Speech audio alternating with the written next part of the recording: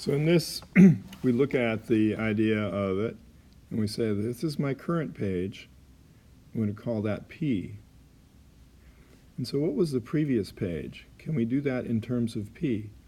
Well, that would be one less, so we could say whatever P is, the previous page to what I'm reading is P minus 1.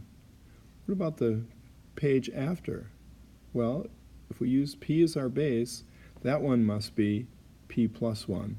So for example, if P was 56, this would be 56 minus 1, 56 plus 1. Okay, so now the language that she's reading is P. The one before is P minus 1. The one after is P plus 1.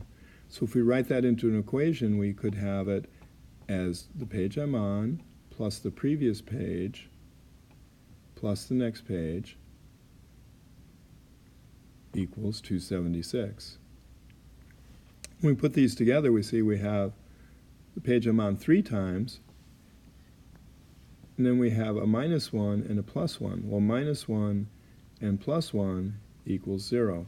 So what we end up with is 3 times the page plus page plus page equals 276.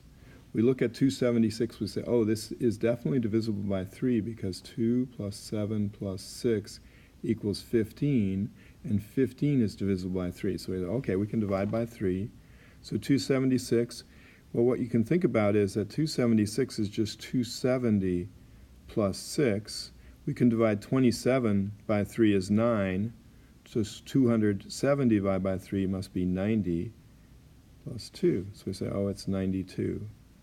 Now we have our 92. Let's see if that's true. So we have 92, and then the previous page would be 92 minus 1, 91, plus 93. Does that equal 276? Well, we could split it up this way, 90 plus 90 plus 90. We have the 90s, and we have the 2 plus the 1 plus the 3. So we'll add up the 10s, and that's 270. We'll add up the 1s. 2 plus 1 plus 3 is 6, and we get 276. And we do our happy dance.